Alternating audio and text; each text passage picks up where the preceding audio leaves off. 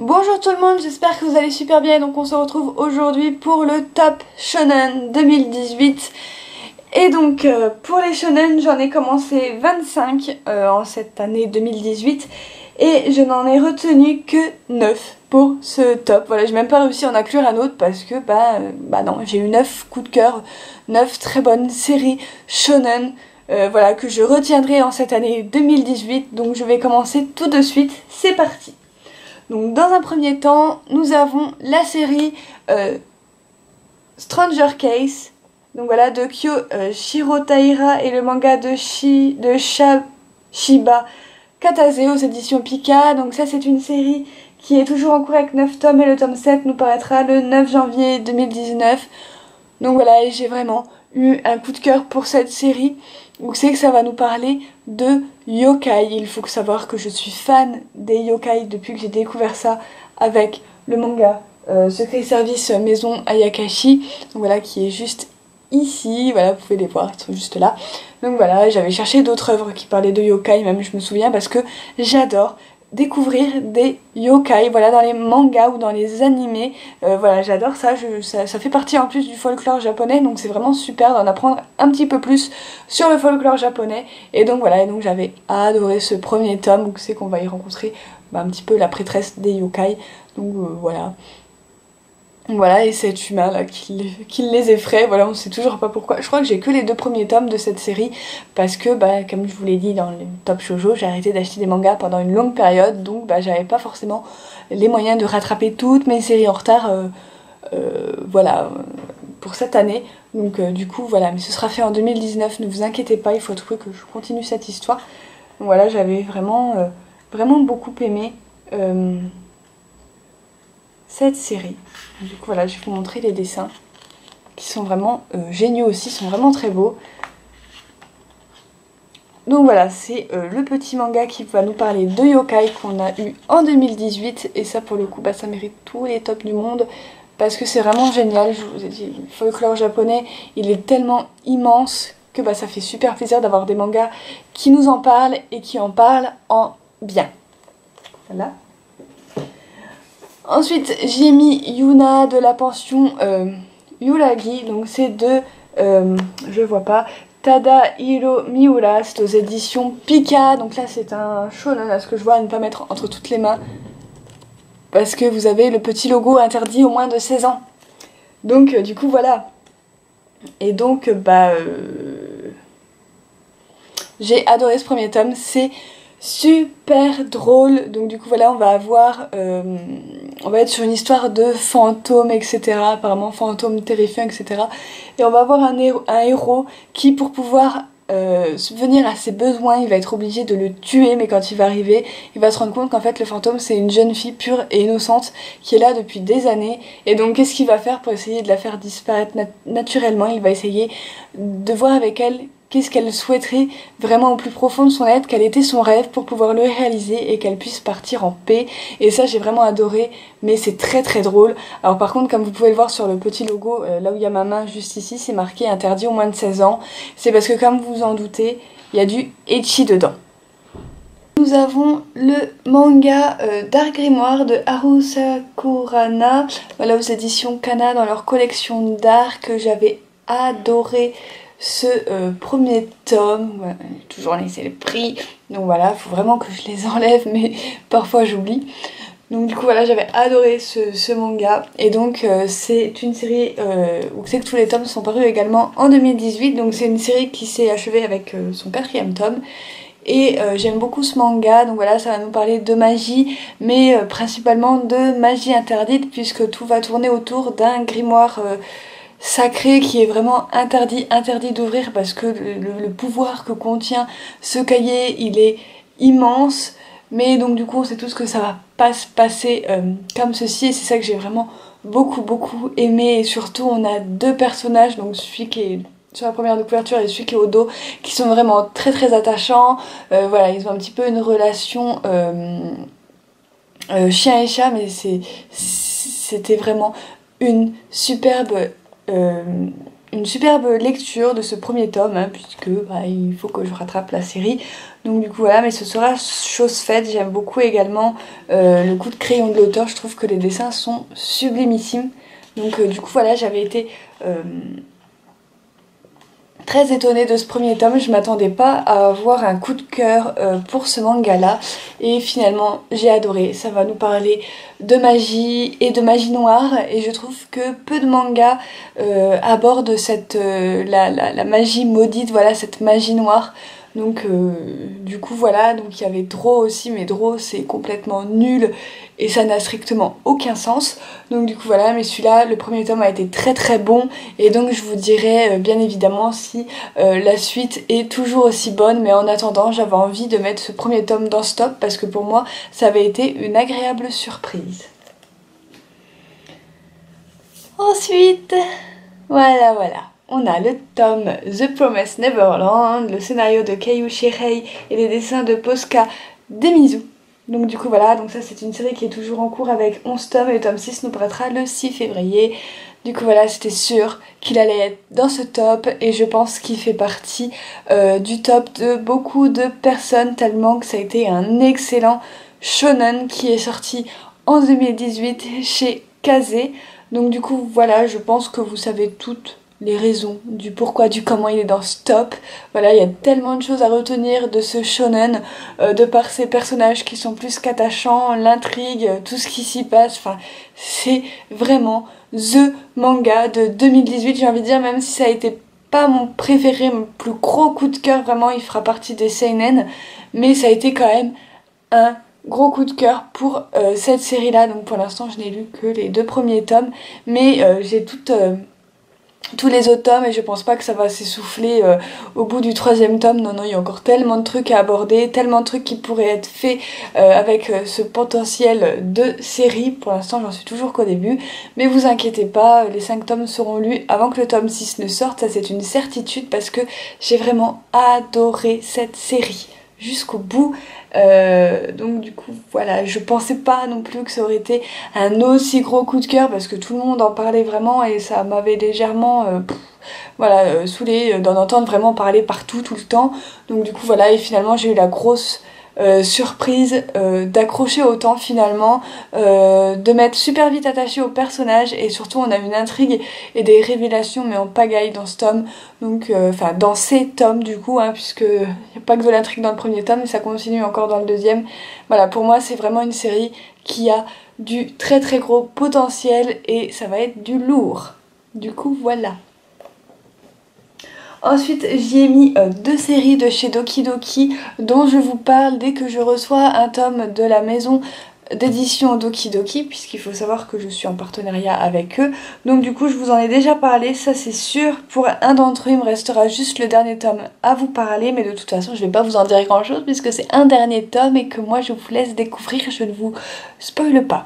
Donc du coup, dans un premier temps, on a Bird Cage Castle de Tutaru Minami. Donc du coup voilà, c'est vraiment... Donc tous les tomes sont sortis, hein. C'est une série en 4 tomes. C'est un manga que j'ai vraiment beaucoup aimé, où pareil je me suis beaucoup attachée au personnage, surtout au personnage principal, je vais y arriver, donc juste là. Et donc voilà, c'est une série un petit peu dans le genre survival game entre guillemets, et voilà, en fait c'est un jeu, ils vont se retrouver dans un château, dans un parc d'attractions désinfecté, il me semble, ouais c'est ça. Et en fait ils vont enquêter sur une élève qui a disparu et en fait ce parc d'attractions est truffé de pièges et donc du coup voilà, il faut faire des choix et c'est ça que j'ai beaucoup aimé. C'est vraiment les choix que vont faire nos personnages. À chaque fois vous avez 2 choix potentiels et il faut faire le bon, sinon bah, il peut vous arriver des bricoles et ça peut aller parfois jusqu'à la mort. Donc du coup voilà, j'ai vraiment beaucoup aimé. Voilà, du début jusqu'à la fin, cette œuvre m'aura convaincue jusqu'au bout. J'ai vraiment beaucoup aimé la fin. Donc du coup voilà, pour moi c'est une fin qui conclut à merveille, j'ai envie de dire, La série, donc ça finit par contre qu'en demi-teinte, du coup ça finit pas forcément bien pour tous les personnages, mais ça finit quand même, ça conclut la série. L'auteur voilà, avait décidé, je pense, de faire sa série en 4 tomes. Il avait vraiment toutes les pièces de sa série dans la tête, et voilà, ça a donné 4 tomes. Et ça lui suffit largement. Personnellement, pour moi, il n'y a pas besoin d'avoir un 5e tome. Donc du coup voilà, je suis très convaincue par cette série là. Donc du coup, pour le coup, je vous la conseille. Il n'y a pas beaucoup de tomes et c'était vraiment super bien. Voilà, vous avez du mystère, des rebondissements, des remises en cause, des questions qui vont vous rester un petit peu en suspens dans la tête et que l'auteur va aborder dans le tome précédent. Enfin voilà, c'est vraiment un mélange de tout ça qui fait que ce manga se retrouve dans le top de cette année. Et ensuite derrière, pour le deuxième shonen de Doki Doki, il s'agit de Talentless. Les dessins de Furuya Iori et le scénario de Loose Boy, voilà, c'est édité chez Doki Doki. Donc ça, vous le saviez depuis le premier tome que il finirait dans le top, dans un des tops, parce que je me rappelais plus forcément si c'était un shonen ou un seinen, surtout quand tout en bas c'est marqué seinen, mais en fait quand vous regardez le magazine de prépublication au Japon, il s'agit bien d'un shonen. Donc du coup voilà, c'est juste qu'en France ils l'ont reclassé seinen.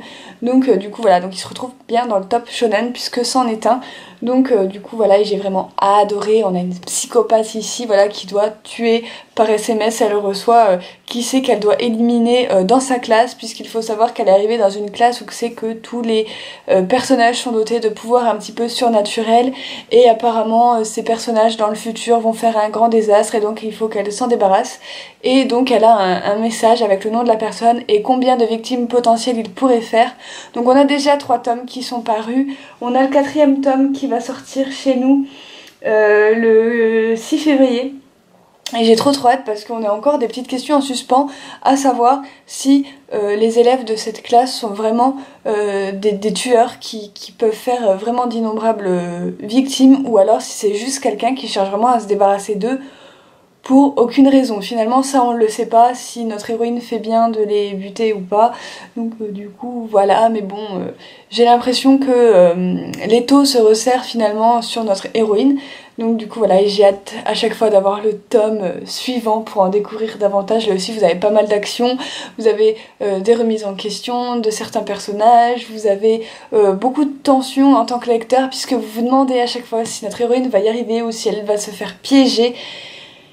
Et donc voilà, j'ai vraiment hâte d'avoir le 4e tome pour le coup, pour savoir toujours la suite. J'ai oublié de vous montrer les dessins pour Brigade Castle, mais c'est pas trop grave. Donc je vais vous montrer un petit peu les dessins de ce manga. Bon voilà, les dessins sont pas transcendants de ouf, mais moi c'est vraiment le scénario que j'adore. Voilà, je trouve l'histoire vraiment très bien construite, et franchement j'adore. Du coup voilà pour celui-ci. Ensuite on arrive à un shonen que je n'ai pas eu le temps de vous présenter. Il s'agit du 1er tome de Moriarty, donc d'après l'œuvre de Conan Doyle, donc les aventures de Sherlock Holmes. C'est un scénario de Ryosuke Takushi et les dessins de Hikaru Miyoshi. Voilà, c'est édité chez Kana dans leur collection Dark. J'ai plus qu'adoré ce 1er tome, mais avant tout c'est une série toujours en cours avec 7 tomes, et le 4e tome nous paraîtra le 15 mars 2019. Et j'ai adoré. Voilà, on est dans l'univers de Sherlock Holmes entre guillemets, puisque nous on va suivre l'aventure de la famille Moriarty, et donc on va y découvrir Albert Moriarty, donc qui est le fils aîné de la famille Moriarty, qui lui n'aime pas du tout les classes sociales. C'est-à-dire qu'il déteste par-dessus tout il déteste par-dessus tout, les nobles, voilà, qui ont vraiment le pouvoir, qui ont tout sur tout, qui ont de l'argent, tout ça. Et vous avez ensuite les pauvres, voilà, les pauvres gens malheureux qui vivent un petit peu comme du bétail, voilà, qui travaillent comme des acharnés et tout ça pour refiler la moitié, même plus, de leur fortune à des familles nobles du coup, puisqu'ils empruntent des terres aux familles nobles pour pouvoir travailler, il faut le dire. Et donc Albert Moriarty va faire réussir à adopter 2 jumeaux, donc 2 frères qui sont jumeaux, il me semble, je ne sais plus, il me semble oui qu'ils sont jumeaux, dans la famille Moriarty et tous les trois ils vont comploter pour renverser justement cet ordre social et ils vont essayer bien évidemment de mettre la famille Moriarty hors d'état de nuire. Mais ça je vous laisse le découvrir, mais c'était vraiment super bien, moi j'ai adoré. Et voilà, donc on n'a pas encore l'arrivée de Sherlock Holmes dans ce premier tome, mais je sais qu'il va arriver puisque Kana, ils ont mis un petit thriller et on voit j'ai oublié, et on voit Sherlock Holmes qui arrive et j'ai hâte qu'il arrive et qu'il vienne foutre un petit peu le bordel. Donc du coup voilà, je vais vous montrer les dessins qui sont magnifiques, moi j'aime beaucoup. Donc je pense que si vous êtes fan de Black Butler, Pandora Hearts et compagnie, je pense que c'est un manga qui pourrait vous plaire parce que voilà, c'est avec des beaux gosses, les personnages sont très efféminés. Donc du coup voilà, c'est un petit peu à la Black Butler pour moi, ou Pandora Hearts, ou tous ces shonen comme ça. Donc voilà, et les dessins sont vraiment beaux, hein, j'adore. Et puis l'histoire, franchement, voilà, de cette... Ah, je vais pas vous montrer ça, sinon c'est le spoil.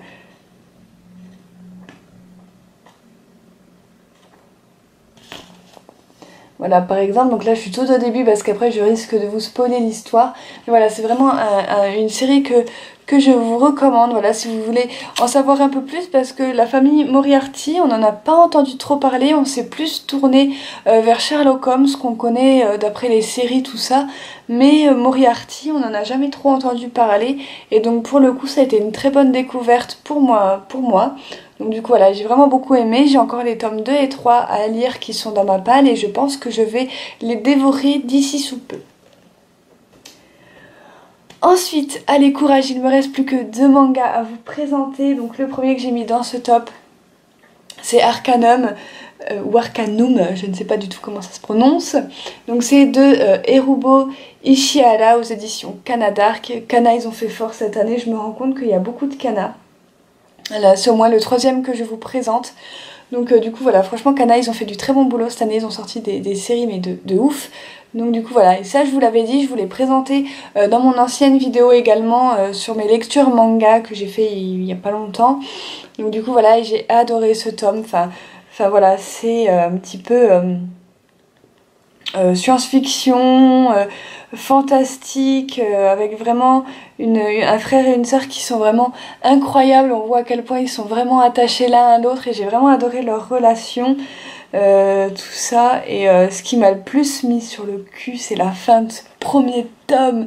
Je m'attendais trop pas à ce que ça arrive, mais l'auteur bute déjà un de ses personnages principaux, quoi. Non mais c'est ouf, non mais tu peux pas faire ça. Alors la série ne fera que 3 tomes, alors je l'ai mis quand même dans ce top parce que ça a été vraiment un super premier tome que je vous conseille si vous n'êtes pas lancé dans la série. Donc du coup c'est plus une série qui est tournée vers la science-fiction, le drame et le fantastique. Mais voilà, il n'y a pas d'humour, il n'y a rien du tout dedans. Mais qu'est-ce que c'était bien, enfin, j'ai été happée par ma lecture du début jusqu'à la fin. Et ce premier tome, mais il est génial. J'ai vraiment adoré jusqu'à la fin du premier tome. Alors j'attends que le tome 3 sorte pour justement me terminer la série et pour pouvoir découvrir la fin. Surtout le dessin de l'auteur, il est vraiment magnifique, quoi, avec tous les buildings et tout à Tokyo, c'est magnifique. Non, c'est pas à Tokyo que se passe ce manga, c'est à Washington DC.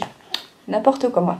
Donc du coup voilà, c'est vraiment cool, j'ai vraiment beaucoup aimé, c'est une série que je vous recommande. Pareil, elle sera en finie que en 3 tomes. Donc après, si vous voulez entendre un avis sur le 3e tome pour savoir s'il est bon, je comprends, mais en tout cas, le premier tome était vraiment génial, il était là, quoi, voilà. Donc voilà, il était vraiment au rendez-vous et pareil, je pensais bien aimer, mais je pensais pas avoir un aussi gros coup de cœur pour la série. Donc je pense que franchement, si le 3 tome me déçoit, je pense que je vais être plus que déçue. Donc voilà, s'il te plaît, ne me fais pas regretter de t'avoir mis dans ce top, merci.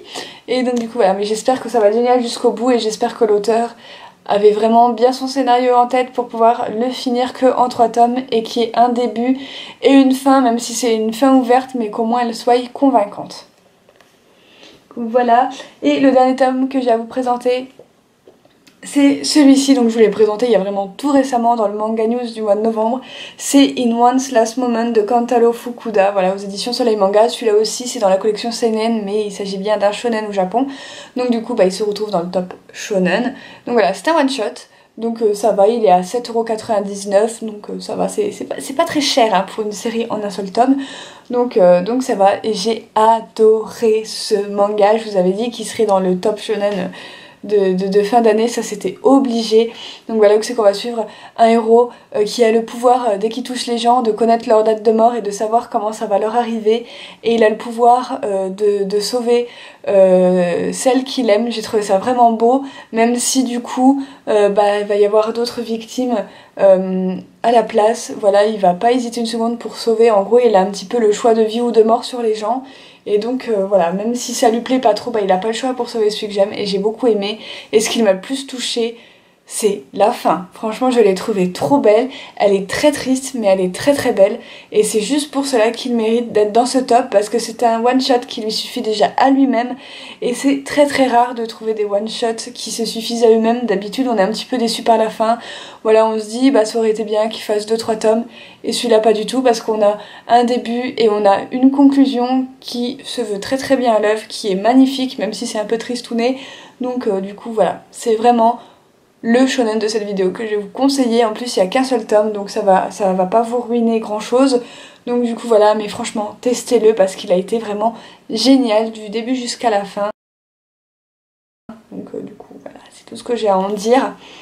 Donc voilà, je vais vous montrer quelques dessins sans vous spoiler. Ça va être compliqué parce que comme c'est un one shot, même si l'auteur a réussi à nous faire une fin et le scénario était bien fait, tout va quand même très vite. Hein. Mais c'est pas dérangeant. C'est pas dérangeant. Et je vous en remontre encore un. Donc du coup voilà pour les dessins. Donc voilà tout le monde, j'en ai terminé pour le top shonen de cette fois-ci. Et donc du coup j'espère qu'il vous aura plu. Si ça a été le cas, n'oubliez pas le petit pouce j'aime. N'oubliez pas de mettre vos avis en commentaire. N'hésitez pas à me dire, vous, votre top shonen 2018, ce serait quoi? Je serais très curieuse. Et sur ce, on se retrouve très bientôt pour une prochaine vidéo. Bye!